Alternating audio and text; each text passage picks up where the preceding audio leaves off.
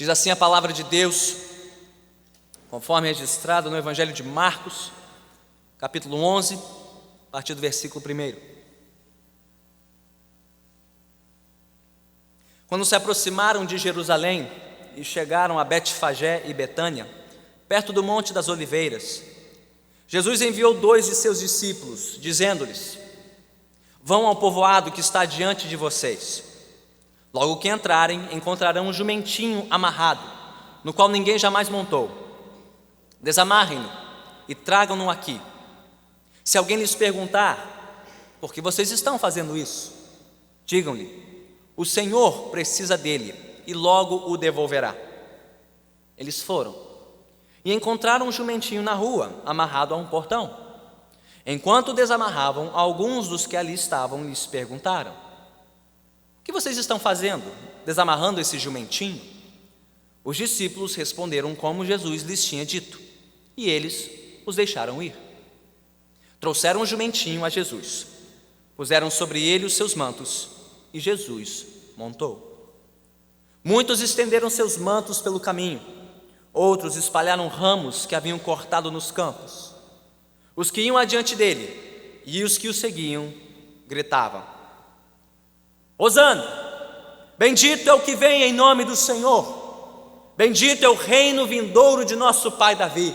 Hosana nas alturas! Jesus entrou em Jerusalém e dirigiu-se ao templo. Observou tudo à sua volta e, como já era tarde, foi para Betânia com os 12. Somente até aqui, louvado seja Deus pela sua palavra. Oremos mais uma vez. Soberano Senhor, tendo aberto a tua santa palavra para ouvir de ti, abre agora os nossos olhos para contemplarmos ao Senhor nas páginas do teu santo Evangelho. Uma coisa só pedimos, e isso nos basta, Senhor. Nesta noite pedimos pela tua graça, permite que contemplemos a grandeza da tua glória e da tua graça na face de Cristo Jesus. Que Ele cresça neste lugar, que Ele cresça em cada mente e coração aqui, que Ele ocupe cada canto da nossa alma, da nossa imaginação, da nossa atenção nesta noite. Que nada venha competir, Senhor, com a tua santa palavra neste lugar. Que o Senhor possa usar a mim, conforme a tua graça, para transmitir de maneira clara, simples e fiel a gloriosa verdade do Evangelho de Jesus Cristo, para a salvação de vidas e para a consagração do teu povo. Nós assim te pedimos em nome de Cristo Jesus. Amém. Podemos sentar.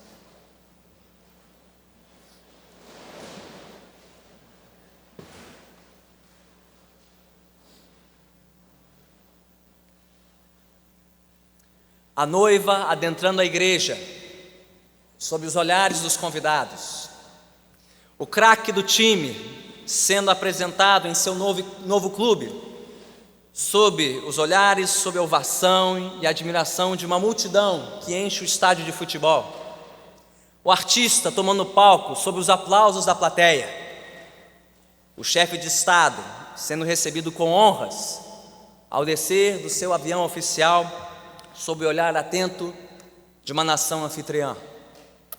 Todas essas são imagens conhecidas, eu diria até cotidianas, de entradas triunfais, aguardadas e celebradas com grande pompa, com grande circunstância, para receber as pessoas que julgamos são dignas e merecedoras de tamanho reconhecimento.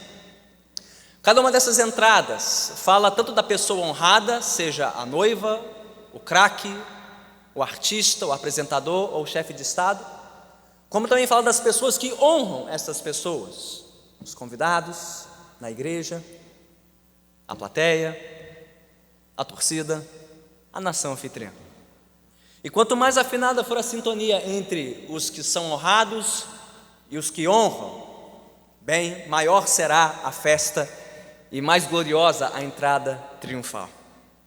Mas hoje nós vamos meditar sobre uma outra entrada triunfal, bastante distante de nós, tanto no tempo como no espaço e também no campo social, histórico e cultural. E talvez esta entrada ainda seja desconhecida de alguns aqui. Hoje vamos meditar sobre a famosa entrada triunfal de Jesus Cristo, quando ele adentrou a cidade de Jerusalém às vésperas da festa judaica da Páscoa, um dos pontos altos do ministério de Jesus, inclusive relatado por todos os 4 evangelistas. E o que o relato desta noite nos ensinará, de forma muito simples e resumida, em uma frase.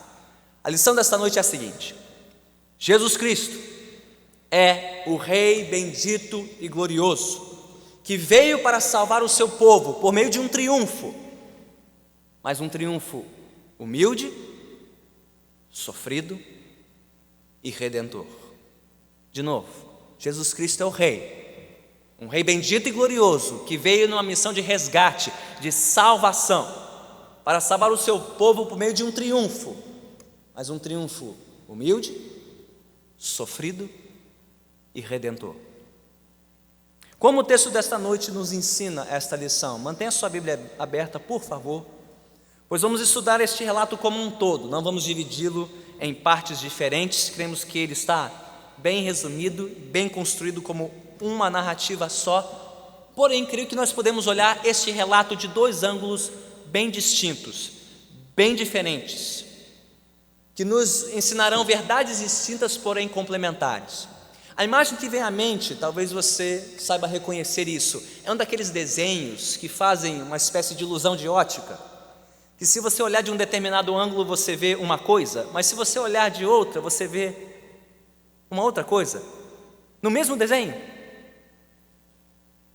mesma impressão, mas com 2 ângulos diferentes você vê realidades distintas.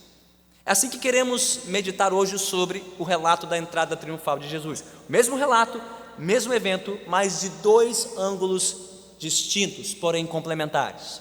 O primeiro ângulo nos mostrará como a entrada triunfal de Jesus revela a sua glória, a glória do Rei prometido vindo ao mundo para salvar o seu povo. Então o primeiro ângulo se chama glória, mas o segundo ângulo nos mostrará algo um pouquinho diferente. Nos mostrará a humilhação de Jesus, a sua humilhação como um servo sofredor, que ao sofrer veio salvar o seu povo.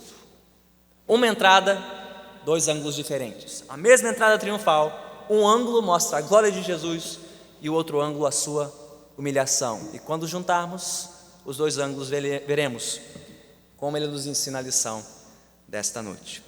Então olhe comigo para o texto, vamos começar a partir de Marcos 11, versículo 1. O primeiro ângulo, o ângulo da glória de Jesus, o Rei bendito e triunfante. Mas antes de adentrarmos no texto, precisamos de um pouquinho de pano de fundo, de contexto sobre o que estava acontecendo exatamente no momento em que Jesus chegou às portas de Jerusalém com seus discípulos e com uma grande multidão que os acompanhava.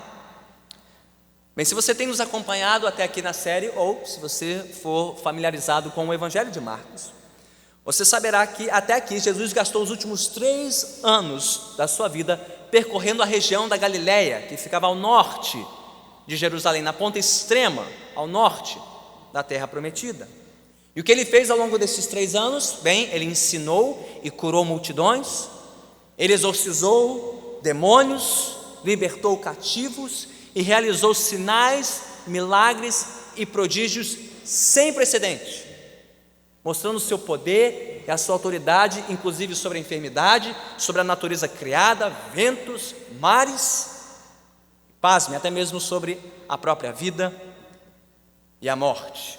Tudo isso testemunhava do seu grande poder, da sua autoridade. Por isso, muitos que tinham visto e ouvido Jesus ao longo desses 3 anos, o enxergavam como alguém especial, alguém enviado por Deus, pelo menos como um dos grandes profetas de Deus, da linhagem, da estirpe de Elias, ou de João Batista, um precursor de Jesus também, fortemente, poderosamente usado por Deus.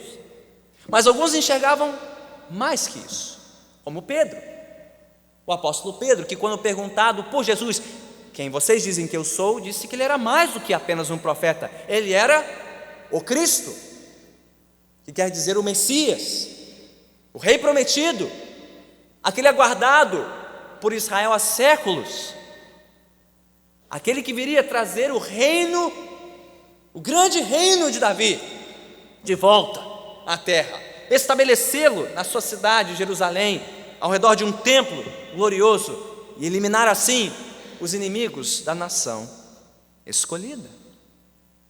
Aliás, essa era uma expectativa pujante, latente, pulsante no coração dos judeus da época de Jesus. A expectativa por alguém da linhagem de Davi, um herdeiro do trono majestoso de Davi, que traria Israel de volta aos anos dourados de Davi, de Salomão, quando Israel era uma nação incontestada no mundo antigo. Isso era especialmente constatado quando? Em algumas épocas específicas do calendário judaico, no momento das suas grandes peregrinações. Segundo a lei mosaica, um judeu deveria peregrinar da sua cidade ou da sua terra de origem para a cidade de Jerusalém 3 vezes ao ano, para as festas da Páscoa, de Pentecostes e de Tabernáculos. Ele deveria vir para a cidade santa, a sede do templo, a sede do trono de Deus, a antiga capital do trono de Davi, para celebrar os grandes feitos de Deus na história. E dentre essas 3 festas, talvez a mais importante era a primeira, a festa da Páscoa. Porque na Páscoa os judeus relembravam, comemoravam, celebravam juntos o quê? O marco fundador da nação, o seu dia de independência, por assim dizer, o dia em que Deus os libertou do seu cativeiro no Egito. A Páscoa celebrava isso, o nascimento da nação, por meio de um grande ato libertador. Mas ao lembrar da Páscoa, os judeus da época de Jesus não poderiam deixar de pedir que Deus novamente os libertasse, pois eles se sentiam estranhos na sua própria terra, dominados por uma nação estranha, não mais pelo Egito e Faraó, mas pelo Império Romano e por César. Então você consegue agora imaginar o retrato por trás do que nós acabamos de ler? Pois esta era a época da Páscoa, quando Jesus se dirigiu a Jerusalém com seus discípulos e com muitas outras famílias de judeus, rumo à cidade de Santa, para celebrar a grande festa, o grande marco, a grande memória do povo de Israel e a sua grande esperança por salvação e libertação. Talvez você consiga imaginar comigo caravanas de famílias de judeus vindos dos 4 cantos do Império Romano e convergindo nas rotas para Jerusalém por ocasião da Páscoa. Ainda que muito mal comparado, na nossa nação talvez você pudesse pensar nas caravanas que tomarão as estradas para a Aparecida do Norte mês que vem, como é costumeiro. Ou, ainda mais mal comparado, as peregrinações profanas do Rock in Rio, gente vindo de tudo que é canto, para prestar o seu culto a, quem for o artista da vez. Muito mais que isso, muito mais do que roqueiros, muito mais do que romeiros. Esses judeus se juntavam dos 4 cantos da terra para prestar culto a Deus em Jerusalém. Você consegue imaginá-los? Você consegue imaginar o clima de expectativa e entusiasmo que enchia o coração dos judeus ao se encontrarem nas rotas para a cidade santa, especialmente ao se aproximarem do Monte das Oliveiras, citado aqui, o último obstáculo geográfico antes da chegada em Jerusalém, pois Jerusalém ficava no Monte Sião, no topo do Monte Sião, todos tinham que subir e subir, mas a sua visão estava tapada de Jerusalém até que eles ultrapassassem o Monte das Oliveiras, e dali teria uma vista gloriosa e privilegiada do templo e de todas as casas dos judeus que habitavam ao redor do templo. Você consegue imaginar a emoção crescente dos peregrinos ao tomarem o topo do Monte das Oliveiras e verem o alvo final da sua peregrinação, a cidade santa e o templo santo de Deus. Inclusive cantando. O que eles mais faziam nessas peregrinações era cantar. Eles cantavam os salmos de Halel, os salmos 113 a 118, inclusive este último que ouvimos aqui, já ouvimos no início do culto. Ouvimos aqui na boca do povo, no versículo 9, cantando um desses salmos que falavam dessa expectativa de um reino vindouro, de uma libertação futura.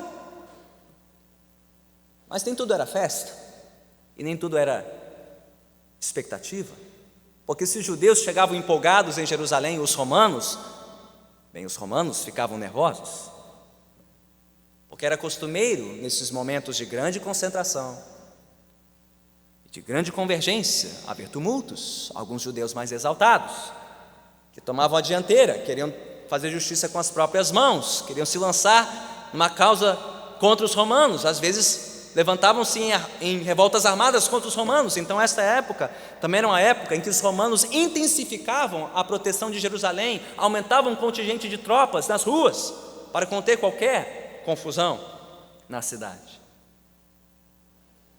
Então junte todas essas peças do quebra-cabeça, e foi nesse clima de expectativa e tensão, de entusiasmo e apreensão, em torno da festa da Páscoa em Jerusalém, que Jesus, enfim, adentrou os portais da Cidade Santa para celebrar a sua última Páscoa. Estamos adentrando agora os eventos da última semana de Jesus, antes da sua morte na cruz.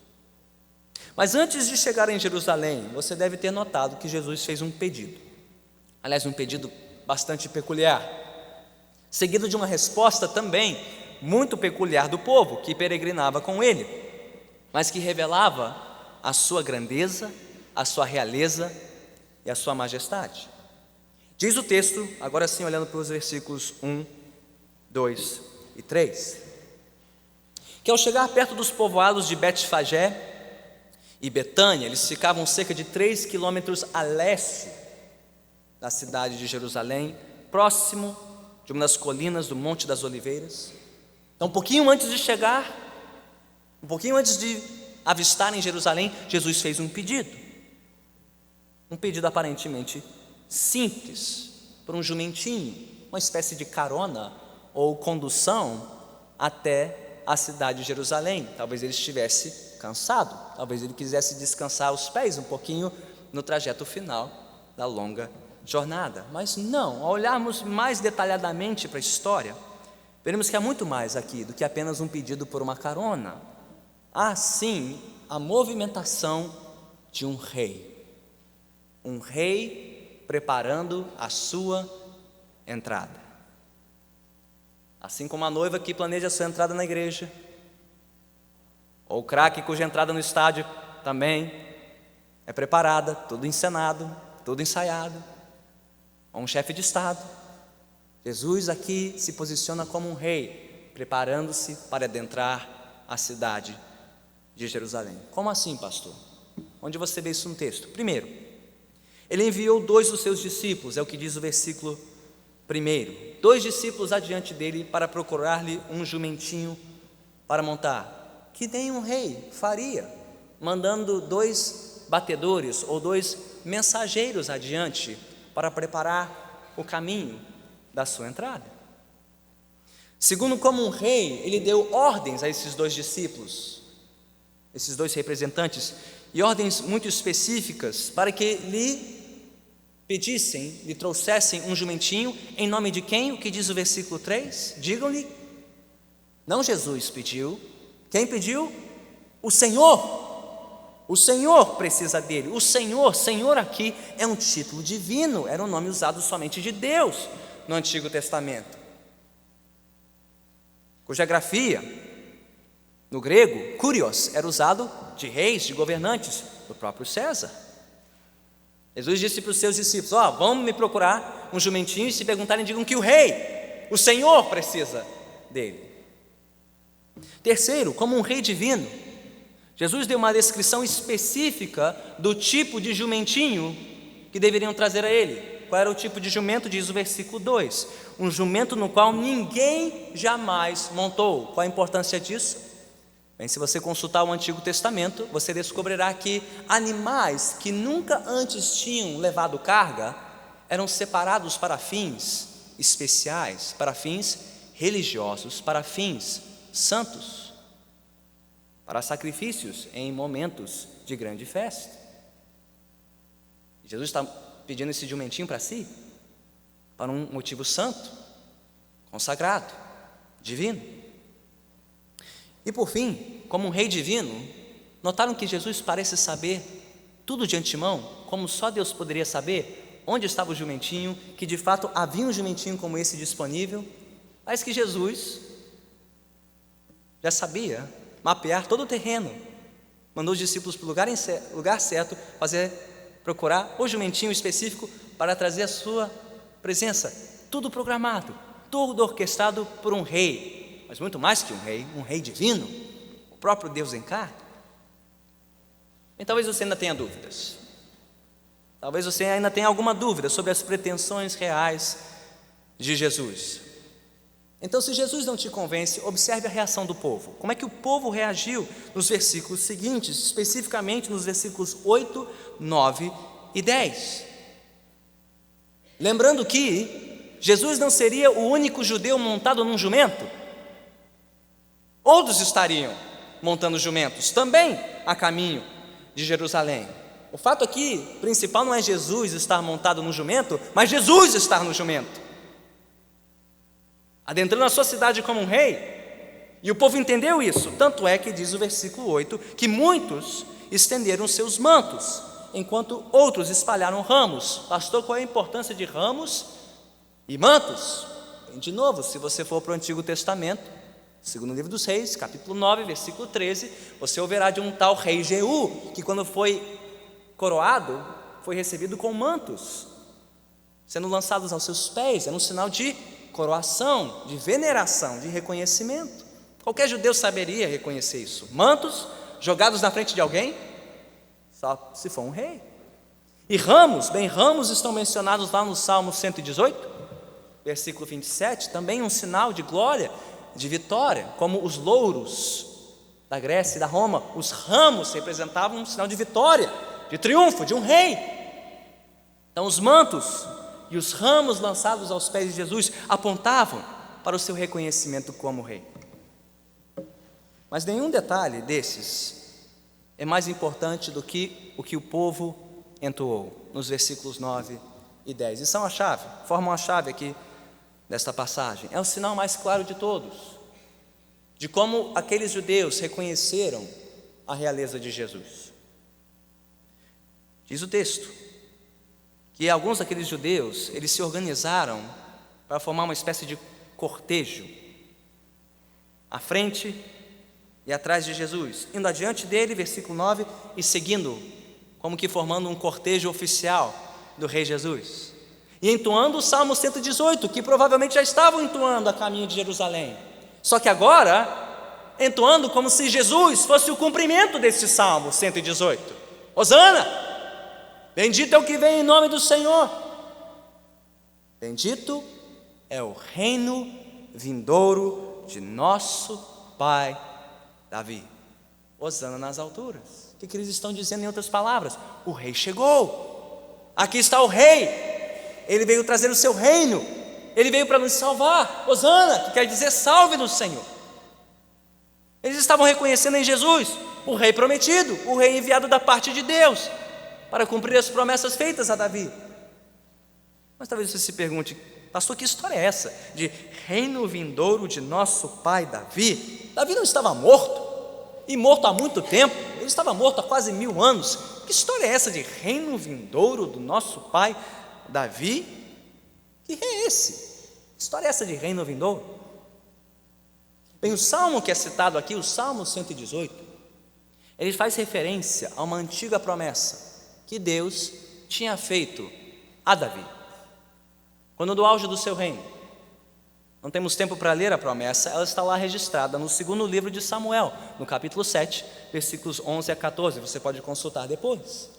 Mas em 2 Samuel 7, 11 a 14, você ouvirá Deus fazendo uma promessa a Davi, de que um filho, um herdeiro, um descendente de Davi, ocuparia o trono do seu pai Davi para sempre, e seu reino jamais teria fim. De novo, essa promessa de 2 Samuel 7 é uma espécie de ápice da história de Israel, e serviu como uma inspiração, assim como os grandes feitos, os romanos, os gregos, serviram de inspiração para os seus poemas de glória, seus cânticos. Bem, esta promessa serviu de inspiração para vários cantos de Israel, para vários salmos, como o Salmo 118 e também o Salmo 2. O Salmo 2, que fala de um rei vindo do trono de Davi para ocupar este trono, que seria alguém vindo do próprio Deus para governar sobre todas as nações. E onde já ouvimos o Salmo 2 neste evangelho? Quando Deus no batismo de Jesus disse: este é o meu filho. E quando ele disse de novo na transfiguração de Jesus: este é o meu filho, este é o rei, este é aquele prometido, este é aquele que veio cumprir essas promessas, que veio trazer o reino e estabelecer o trono de Davi para sempre. Bem, se isso não bastasse, há mais 2 textos do Antigo Testamento muito significativos, que falam sobre o aparecimento deste rei prometido. Um texto fica no início da Bíblia, lá em Gênesis, e o outro fica bem próximo do fim do Antigo Testamento, Zacarias. Anote, por favor, e ouça a leitura destes textos. Primeiro deles, Gênesis 49, versículos 10 a 11, e depois Zacarias 9, versículos 9 a 10. Ouça atentamente e perceba o que está acontecendo aqui perante os nossos olhos. Gênesis 49, 10 e 11. O cetro não se apartará de Judá, nem o bastão de comando de seus descendentes, até que venha aquele a quem ele pertence, e a ele as nações obedecerão. Ele amarrará o seu jumento a uma videira, e o seu jumentinho ao ramo mais seleto. Lavará no vinho as suas roupas, no sangue das uvas as suas vestimentas. Agora Zacarias 9, versículos 9 e 10.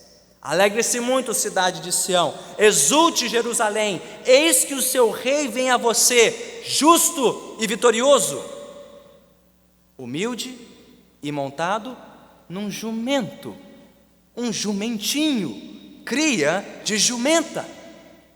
Ele destruirá os carros de guerra de Efraim e os cavalos de Jerusalém, e os arcos de batalha serão quebrados. Ele proclamará paz às nações e dominará de um mar a outro, e do Eufrates até os confins da terra.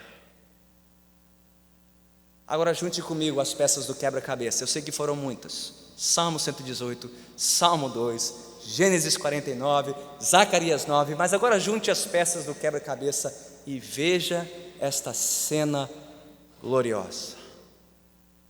O que Marcos relata aqui é de profunda importância histórica, profética e digo até cósmica. Algo cósmico estava acontecendo aqui quando Jesus requisitou aquele jumento e montou no jumentinho. Não, ele não estava apenas pedindo uma carona. Não, ele não estava simplesmente cansado da jornada e precisando de um fôlego a mais. Não, ele não estava procurando aliviar o seu cansaço no fim da sua jornada. Muito pelo contrário. Quando Jesus montou naquele jumentinho, ele estava tomando sobre os seus ombros todo o peso da história e das profecias de Israel, de Gênesis a Zacarias. Ele estava tomando sobre si 1000 anos de ardente expectativa por alguém vindo da família de Davi, da tribo de Judá, para ocupar o trono vazio em Jerusalém. Ele estava prestes a executar o plano soberano e glorioso de Deus.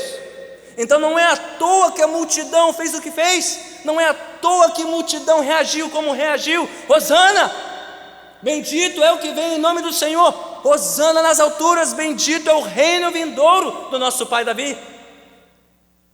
E você notou que Jesus não repreendeu a multidão? Não os corrigiu? Porque quem cala, consente. É isso mesmo. O rei chegou. O rei está aqui. A espera acabou. Deus estava cumprindo suas promessas a Israel. Mas de novo eu pergunto a todos aqui estão enxergando comigo a repercussão cósmica, não só histórica e profética, mas cósmica deste evento? Jesus não veio apenas devolver a Israel os anos dourados da sua história, não veio apenas promover Israel aos bons e antigos tempos de Davi e seu filho Salomão. Não, Jesus veio estabelecer na terra, pelo seu poder, o seu reino, um reino de paz, um reino de alegria, um reino de justiça, tal como não se via desde o início da história, desde o paraíso, quando não havia enfermidade, quando não havia pecado, quando não havia opressão, quando não havia morte. Aqui estava o rei, que tinha mostrado o seu poder sobre o pecado, perdoando-os, sobre a enfermidade, curando, sobre a opressão, libertando, e sobre a própria morte, ressuscitando mortos. O rei chegou, o reino está aqui perante nós. E meus irmãos e minhas irmãs, não é exatamente isso pelo qual o mundo tanto clama? Não é isso pelo qual o seu coração tanto anseia? Quando é que veremos um reino estabelecido nesta terra de paz, de alegria e de justiça? E quem é o rei poderoso o suficiente para trazer esse reino à terra? Nesta noite você está ouvindo a resposta. O rei é Jesus Cristo e o reino já veio. Ele veio e foi celebrado como tal. Não é à toa que as multidões clamaram Hosana, e não é à toa que você deveria clamar nesta noite: salve-nos, Senhor, salve-nos, Senhor, dessa geração perversa, dessa terra violenta e oprimida, desses tempos cruéis e hostis nos quais vivemos. Salve-nos, Senhor, salve-nos, Senhor, do pecado que oprime, do pecado que castiga e destrói almas, destrói casamentos, destrói comunidades e arruina o nosso próprio coração. Se você está enxergando a glória de Jesus nesta noite, você não deveria ter outra palavra nos seus lábios senão: salve-nos, Senhor, salve-nos, Jesus, socorre-nos, Senhor, porque Ele é o Rei, Ele veio trazer o seu reino, e só Ele pode nos salvar deste mundo decadente e corrompido, e do nosso próprio coração decadente e corrompido. Mas talvez você se pergunte: pastor, como? Como é que Jesus pode nos salvar? O que Ele fez, afinal de contas, para nos salvar? Bem, é por isso que você precisa prestar atenção ao outro ângulo dessa história. Já vimos o primeiro ângulo, o ângulo da glória. Vamos ver agora o ângulo da humilhação de Jesus. Tendo coberto os primeiros 10 versículos deste texto, talvez você tenha a impressão, como eu tive no início da semana, que temos aqui um relato harmonioso, um relato sem soluços, um relato sem surpresas, até que você chega ao último versículo, o versículo 11, que parece não se encaixar nessa história. O que diz o versículo 11? Olhe comigo para o texto. Diz o texto que Jesus entrou em Jerusalém e dirigiu-se ao templo. Ele observou tudo à sua volta, e como já era tarde, foi para Betânia com os 12. Pastor, qual a importância disso? Bem, um leitor antigo desse texto reconheceria de cara a importância disso, porque no mundo antigo era sabido que quando um rei, quando um governante, ele voltava de uma guerra ou de uma batalha vitorioso, era costume no mundo antigo que este rei ou regente fosse recebido com festa pelo seu povo, o povo da sua cidade, tal qual os judeus estão fazendo aqui com Jesus. E após ser recebido com festa, que nem os craques de um time são recebidos depois de uma conquista de futebol, desfilando em carro aberto, como ainda fazem até hoje. Depois dessa festa, depois dessa grande procissão, qual era o destino final da procissão do rei ou do regente? Ele ia primeiro para o templo do seu Deus, prestar homenagem ao Deus a quem ele queria dedicar a sua vitória, e dali ele seguiria para o seu palácio, para reassumir o seu trono ou seu lugar de autoridade e poder, e então desfrutar da glória do seu triunfo. Pergunta: quando Jesus entrou na cidade de Jerusalém, depois de ter demonstrado todo o seu poder, ele é maior que a enfermidade? Ele é maior que os demônios? Ele é maior que os ventos e os mares? Ele é maior que a morte? Após ser recebido com festa, para onde Jesus foi? O que diz o texto? Versículo 11: ele foi para o templo de Jerusalém. E meus irmãos e minhas irmãs, o que era o templo? Senão o símbolo da presença e do poder de Deus na terra. Uma espécie de miniatura do trono de Deus na terra, na cidade santa. Não é à toa que Jesus escolheu o templo para onde ir, para honrar o seu Pai, o seu Senhor, e ser reconhecido como rei daquela nação. Mas o que o texto diz que aconteceu quando Jesus dirigiu-se ao templo? Você pode imaginar a cena? Ele montado no seu jumentinho, cercado pelos 12 discípulos, a multidão cantando hosana, e ele chega na porta do templo, e o que acontece? Nada. Absolutamente nada. Os líderes religiosos e os sacerdotes responsáveis por cuidarem do templo e guardarem o templo simplesmente não reconheceram o dono do templo quando ele bateu na porta deles. Não reconheceram o seu Deus, não reconheceram o seu rei, a ponto de Jesus ter que encontrar abrigo aonde? Fora de Jerusalém. A história não está se repetindo? Quando esse rei nasceu, não havia lugar para ele em Belém, e agora ele chega para a sua cidade, para o seu templo, e ainda não há lugar para ele, ainda não querem por perto, não querem reconhecê-lo e honrá-lo. E se há alguma dúvida da afronta deste gesto, espie comigo para o versículo 17, nós o estudaremos na semana que vem. Mas Jesus chama o templo de quê? Minha casa. A minha casa. Jesus estava na porta da casa dele, e os ocupantes da casa não reconheceram o dono, bateram a porta da cara do dono. Seria equivalente ao constrangimento do presidente da República dar de cara com uma porta fechada no Palácio do Planalto e no Palácio da Alvorada. Alô? Alguém aí? Faria sentido uma coisa dessa? Enquanto menos Jesus, chegando às portas do templo e não sendo recebido. Aliás, a partir daqui e até o fim deste evangelho, o templo servirá de cenário principal e epicentro do conflito entre Jesus e a liderança do povo de Israel. Dica: você não quer perder as próximas semanas. Vai ficar bom, muito bom. Mas não bastasse isso, nós já sabemos, porque Jesus já nos contou, e Ele mesmo sabia, que por trás de portas fechadas, aqueles líderes religiosos, aqueles sacerdotes, aqueles mestres da lei estavam tramando o quê? O julgamento, a condenação e a morte do dono da casa. Jesus entrou em Jerusalém sabendo muito bem o que o esperava. Ele disse isso para os discípulos no capítulo 10, versículos 33 e 34. Nós vamos para Jerusalém e lá os chefes e sacerdotes me condenarão e me crucificarão. Jesus sabia muito bem para onde ele estava indo e o que aconteceria com ele.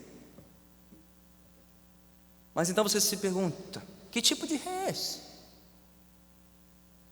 Pastor, o senhor escreveu esse rei glorioso, majestoso, poderoso, mas é um rei que não é reconhecido nem pelo seu próprio povo,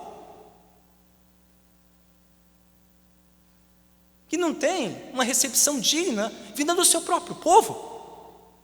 Então que rei é esse? Que glória é essa? Que é capaz de ser rejeitada pelos próprios líderes e representantes do povo. E você sabe onde está a resposta para este enigma? Sabe onde está a resposta? No jumentinho. No jumentinho, pastor? Sim, a resposta está no jumentinho. Porque quando Jesus adentrou triunfalmente a cidade real de Jerusalém, e quando ele bateu as portas do palácio real, o templo em Jerusalém, Jesus não fez do topo de uma carruagem, conduzida por cavalos de guerra, como fariam os césares e os generais e os governantes romanos. Como é que Jesus entrou em Jerusalém? Qual foi a pompa e circunstância de Jesus ao entrar em Jerusalém? Ele montou num jumento? Nem num jumento, nem pelo menos um jumento adulto, mas um jumentinho, inferior a um jumento, mais humilde que um jumento, um jumentinho, serviu de carruagem real para o rei de Israel. E a pergunta é por quê? Porque Jesus é um rei glorioso e bendito, mas ele também é um rei humilde, um rei sofredor, um rei que não veio para ser servido, mas para servir e dar a sua vida em resgate por muitos. Jesus veio para dar a sua vida, como a de qualquer um dos animais que eram oferecidos diariamente no templo de Jerusalém: cordeiros, ovelhas, bois, bodes, rolinhas. Ele veio fazer isso para resolver o problema por trás do templo. E por que existia um templo em Israel? Por causa do pecado da nação, por causa da rebeldia do povo, por causa das ofensas de Israel contra um Deus santo e justo. É por isso que existia um templo, era para isso que existiam sacrifícios, para expiar a culpa da nação diante do seu Deus. Então você consegue imaginar a cena, o rei se deparando com o templo onde sacrifícios eram oferecidos e olhando para aqueles animais e sabendo que ele seria o próximo, que no fim daquela semana ele estaria pendurado no Calvário como um animal qualquer, sangrando uma vez por todas, por todos os pecados da nação, para libertar a nação da sua escravidão, para trazê-los de volta para o reino de Deus, para estabelecer para sempre o seu reino aqui na terra. Então você entende agora como Jesus pode ser o rei que veio estabelecer o seu reino de paz, alegria e justiça? Porque todos os outros reis da história vieram estabelecer o seu reino na terra às custas das vidas dos seus inimigos. Jesus é o único rei da história que estabeleceu o seu reino na terra às custas da sua própria vida, em favor dos seus inimigos, para que eles pudessem fazer parte do seu reino. Pela sua morte, pela sua rejeição, pela sua crucificação única, definitiva, substitutiva, Jesus veio cumprir a justiça de Deus. Jesus veio selar a nossa paz com Deus. Jesus veio nos readmitir a alegria plena da presença de Deus. Então, se Jesus é este rei retratado aqui por Marcos 11, um rei bendito, um rei glorioso, mas também um rei humilde e sofredor, que veio nos redimir pela sua morte e ressurreição, eu só tenho uma última pergunta para você. De que lado você está? De que lado você está nessa história? Porque você só pode estar em um dos dois lados. Ou você está no lado da multidão, aclamando Jesus como rei, clamando a este rei por salvação dos seus pecados, e não lançando ramos e mantos, mas entregando a sua vida inteira aos pés do rei, em reconhecimento da sua glória, da sua majestade, do seu senhorio sobre a sua vida. Ou você está do lado da multidão nessa história, ou você está do lado dos líderes religiosos do templo, que ignoraram Jesus, que desprezaram Jesus, que rejeitaram Jesus e assim eliminaram Jesus. De que lado você está? Como bem disse o pastor Tim Keller no seu livro A Cruz do Rei, só existem duas únicas respostas legítimas à revelação da pessoa e da obra de Cristo. São elas: ou você mata Jesus, ou você coroa Jesus. A única coisa que você não pode fazer é dizer: está aí um homem interessante. Ou você mata Jesus, ou você coroa Jesus. Ou você o elimina pelo seu desprezo, pela sua ignorância, pelo seu repúdio do Evangelho, ou você se rende aos pés do Rei nesta noite e o reconhece como o Senhor da sua vida e Salvador seu. Então, se você ainda não o fez, eu clamo pela graça de Deus nesta noite: renda-se a Jesus, renda-se aos pés do Rei. Porque o que nós vimos aqui nesta noite foi só o começo. Foi só o começo.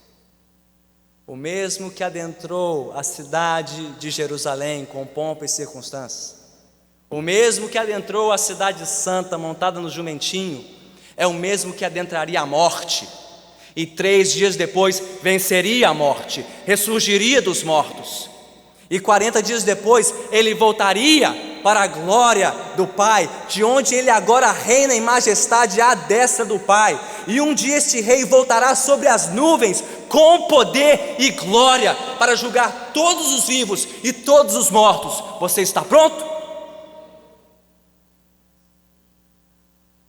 Porque ele julgará todos que o rejeitaram em vida, mas ele salvará todos que se renderam a ele com arrependimento e fé. E você, de que lado estará? De que lado você está agora? Renda-se a Jesus, clame a Ele: hosana, salve-me Jesus, e dê a Ele a glória que lhe é devida. Vamos orar.